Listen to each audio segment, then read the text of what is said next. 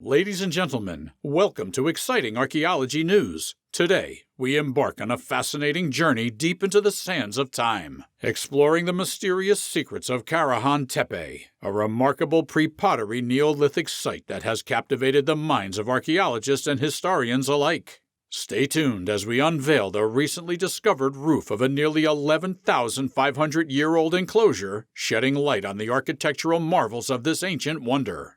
But before we delve into this extraordinary revelation, make sure to hit that subscribe and like button to stay connected with the latest discoveries in the world of archaeology.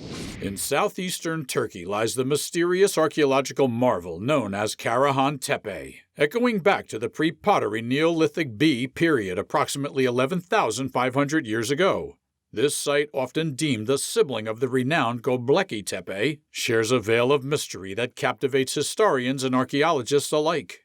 Central to the intrigue surrounding Karahan Tepe is the imposing enclosure, a colossal circular construction adorned with T-shaped pillars and captivating animal carvings. Recent discussions have centered on the long-standing debate regarding the purpose of this structure and the unresolved question of whether it was once capped by a roof. With ongoing excavations each year, new discoveries unfold. Recently, an extraordinary statue emerged within a freshly unearthed enclosure. Remarkably, only a fraction, about 5 to 10% of Karahan Tepe, has undergone excavation. What we witness today represents a mere glimpse of this expansive archaeological complex that spans an ancient valley. The anticipation is palpable, as new chapters in this archaeological narrative continue to be unveiled. A few weeks ago, the unearthing of a captivating statue added another layer to the site's mystique. Considering that only a fraction of Karahan Tepe has been explored, the prospect of future excavations promises more revelations. It's an archaeological tapestry that seems destined to outlive generations, evoking a sense of excitement and mystery. In essence, Karahan Tepe remains a mystery, a truly ancient site allowing our imaginations to roam freely. The prospect of unraveling its full significance may endure long beyond our lifetimes, embodying the thrill of exploring the unknown. Now, in the ongoing excavation, the archaeologists have uncovered 3 primary enclosures, designated as AA, AB, and AD. Situated on a hillside near the summit, these enclosures stand out among numerous others due to their distinctive interconnections. Enclosure AA resembles a carved shallow water pool, receiving channels from above and featuring an additional outflow channel to the adjacent and peculiar pillared enclosure AB. This, in turn, provides a window into the expansive enclosure A.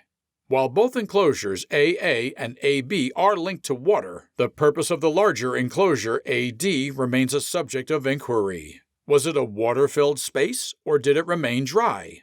Indisputably, it served as a specialized communal structure, potentially a meeting venue, ritual site, feasting area, or even a bathhouse. Although speculation surrounds its exact function, the sheer size of the structure suggests it was a gathering place. With 2 colossal fallen central pillars and a perimeter adorned with now fragmented stone and bedrock pillars, the floor, purportedly bedrock, may well be lined with tasso, a composite material akin to concrete, poured in place and left to set. Notably, this hypothesis finds support in archaeological evidence, with tasso identified at other ancient sites, such as Göbekli Tepe, Navali Kori, and Catalhoyuk, dating back 10 to 12,000 years.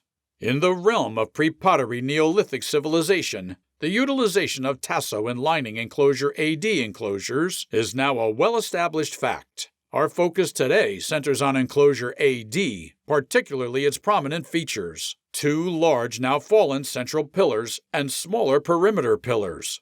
The prevailing belief, widely shared among experts, posits that these pillars serve the purpose of supporting the enclosure's roof. In 2023, Kevin Esslinger, a 3D artist with a passion for ancient history, employed his skills to digitally reconstruct the roof of enclosure AD. His meticulous work unveils a compelling narrative, indicating that the enclosure was indeed sheltered by a roof crafted from reeds and rushes. This roof, as suggested by Esslinger's Reconstruction, found support in a framework of beams and rafters, resting atop the distinctive T-shaped pillars. The convergence of archaeological evidence and Esslinger's digital craftsmanship paints a vivid picture of the enclosure's architectural marvel, providing a glimpse into the Neolithic past. Now shifting our focus to Kevin's meticulous restoration efforts, the initial step involved reinstating the fallen and decayed pillars, providing a glimpse into the original structural layout. Two prominent central pillars and smaller ones encircling the perimeter constitute the core elements discerned from the site.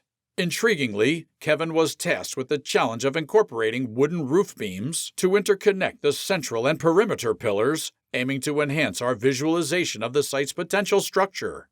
The composition of this roof structure remained uncertain, considering the probable usage of wood in southeastern Anatolia during that era, an aspect warranting further investigation. Kevin, already acknowledged for his design prowess, exceeded expectations in crafting a visually stunning rendition of the structure. Amidst this remarkable restoration, he made a significant observation on the eastern side of the enclosure. Examining the wooden post's length reveals an intriguing alignment with the outer oval banks encircling the enclosure, suggesting a purposeful connection. Despite the structure's age of 11,500 years, not all posts exhibit this alignment, yet its presence signifies a promising direction in our exploration. This alignment hints at a construction technique employed by the pre-pottery Neolithic period, where some sections of the roof extended entirely to the ground, as deduced by Kevin. As the posts reach the perimeter pillars, a noticeable gap emerges. Kevin proposes a plausible solution, suggesting these gaps were filled with additional wooden posts, enhancing the structural integrity of the enclosure's roof.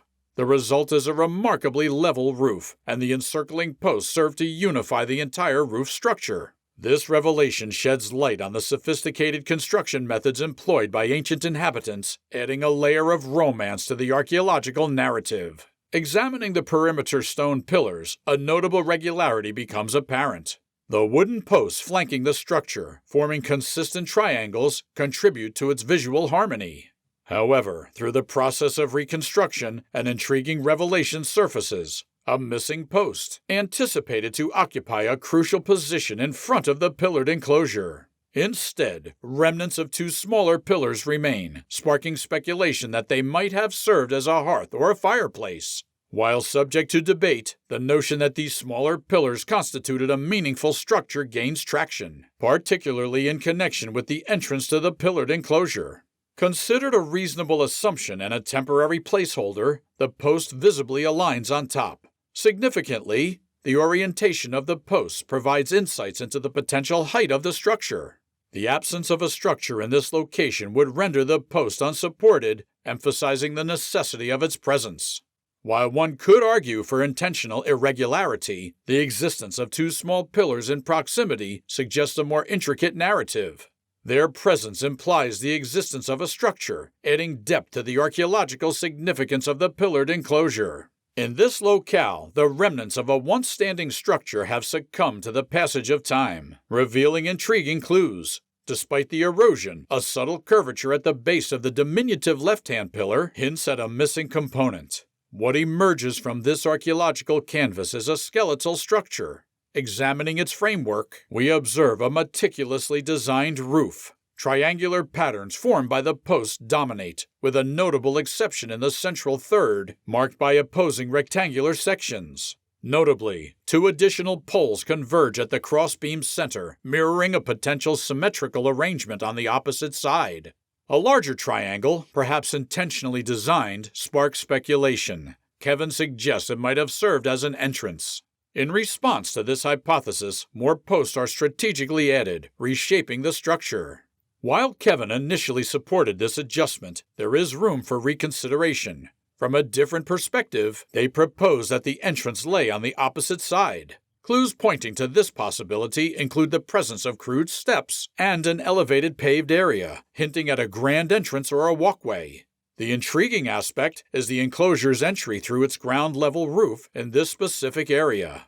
In examining the recent work by Kevin, a compelling case emerges suggesting that the expansive enclosure at Karahan may have indeed been roofed.